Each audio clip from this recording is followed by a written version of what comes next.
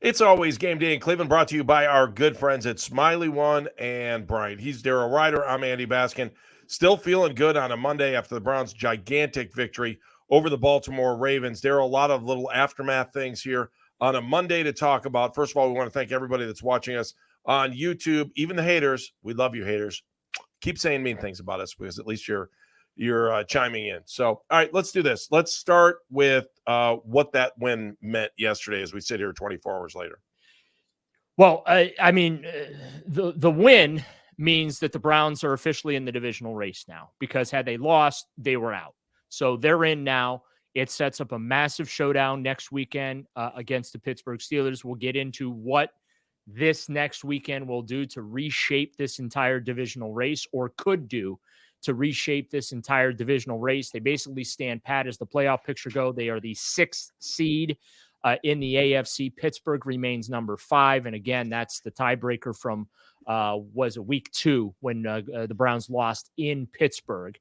And Cincinnati is currently out of the playoff picture now by virtue of that loss to the Houston Texans, who now take over that number 7 seed from the Bengals. So this is a big weekend. Ravens are going to play the Bengals, and the Browns are going to host the Steelers. Huge, huge weekend in the AFC North. But what that win does for them is it puts the Browns legitimately not only in the AFC North conversation, but Andy, I got to tell you, if Deshaun Watson can come through this thing healthy, I think this puts the Browns in the bigger picture too, as far as the conference goes, and maybe the Super Bowl, because of how this defense is playing. It's not perfect. They give up yards, they give up points at times, but they make critical stops. They're making plays when it matters most. So hopefully Browns fan is still enjoying doing something that rarely happens, and that is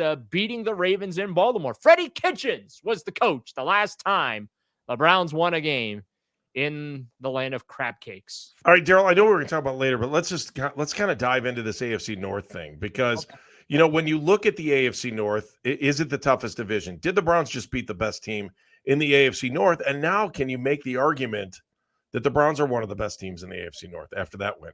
Oh, absolutely. You can make the argument that they're look, I think this whole division is living up to the hype. It's the only division in which every team has a winning record.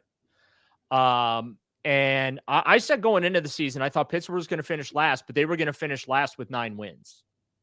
I did not see any of these teams finishing below 500. Right now, it's looking like the Bengals might finish last. But again, this upcoming weekend is going to change that. But so let's play Fantasyland for a moment. Okay, let's do it. Let's do a little Fantasyland scenario here.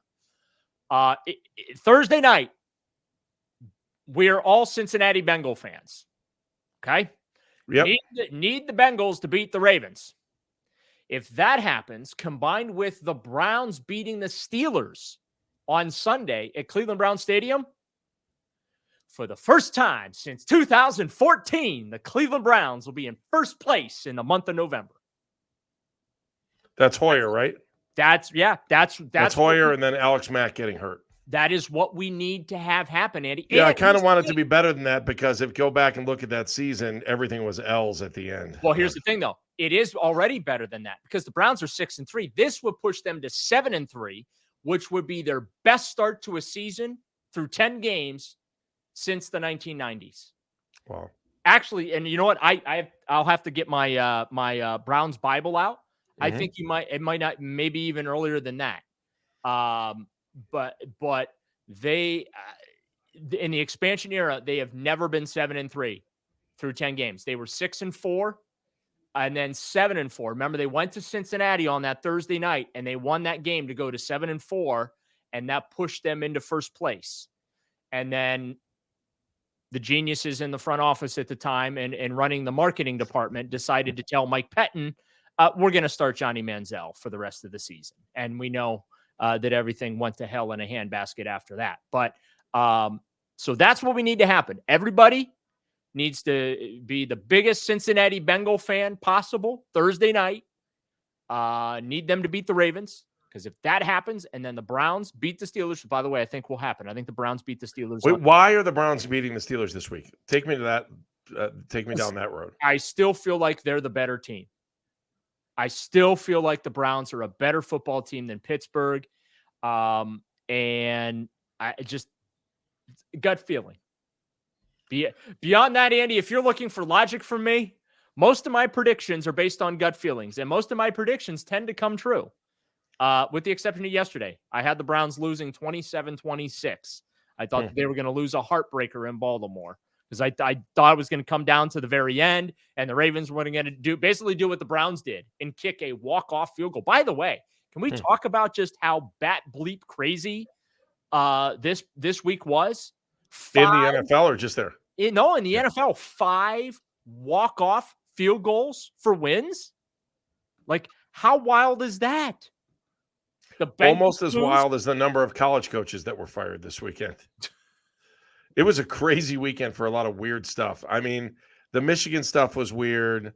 The Browns game itself was weird because you know how easy it would have been to walk out of that Browns game and go, oh my God, that was a horrible game. I got to tell you, that was one of the most entertaining games. It was, I mean, that was a ride at Cedar Point. You were up, you were down, you were up, you were down. Beginning of the game, you sat there and you're like, oh man, they are not winning this game. Here we go again. This is the same stuff we saw at Baltimore. Or worse yet, you feel like, oh, it's the playoff win at Pittsburgh, except we're on the other side of this. Oh, and you know the word I want to use. I mean, it really was. And like that entire fourth quarter was just breathing into a paper bag the whole time. Oh, when they went to kick the game-winning field goal, I looked at I said to myself, I can't watch for a second. It was almost like I was a kid. You know, my dad and I would sit in the room when Don Cockcroft had a chance to kick a game winner when I was a kid. And I remember just being in the living room, and I remember getting up right before he went to go make a kick. And my dad was like, sit down. Like, my dad never really yelled at me at all. And maybe that's why I was so spoiled when I was a kid. But he wasn't a big yeller, and he didn't, you know, when he wanted something done, you just did it, and he didn't even think twice.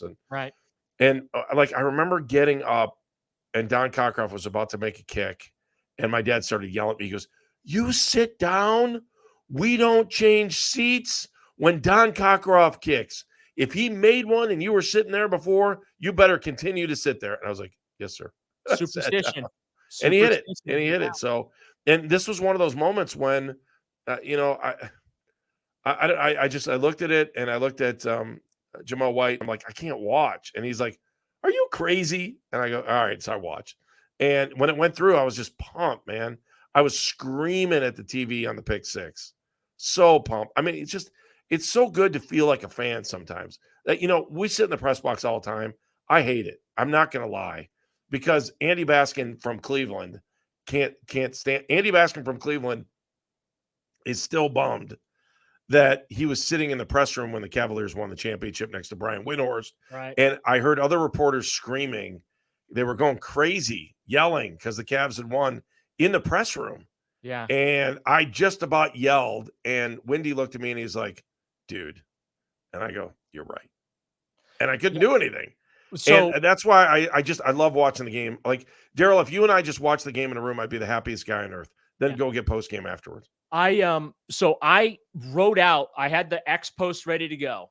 Right. I had it all typed out before they attempted the kick. I was worried that I jinxed it because I had, because of you. I had the entire post, you know, out. Dustin Hopkins, 40-yard field goal, final in all caps. Browns 33, 6-3. Ravens 31. They are now 7-3. And all I had to do, it was just set to, all I had to do was hit send, right?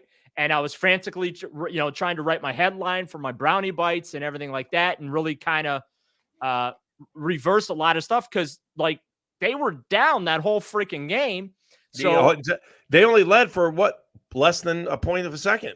A tenth of a second. 1/10 of a second. That's it. 10th of a second. They trailed for the entire. Well, actually, they trailed for all but 20.1 seconds, because 20 seconds into the game, it was tied, pick six, right? So now they're down, and so like they didn't lead for any part of the game. No, they didn't lead, and so that's why it took me so long to post my brownie bites after the game, because I had to rewrite the entire tone of everything that I had written, because, well, I mean, had they lost, it was not, I was going to be pretty negative because of all the mistakes and the turnovers, and Deshaun wasn't all that good and things like that, especially in the first half. They dug themselves another hole that they couldn't dig out of and all that. But I needed to change the tone, because it was one of the most magnificent, significant wins for this franchise since 1999 that has put them in a position now with 8 games to go for them to be able to do something that they've not done since 1989. All right, it's always game day in Cleveland. We're going to hand out game balls next, and we'll also talk about Deshaun Watson's health. Those are all straight ahead on It's Always Game Day in Cleveland.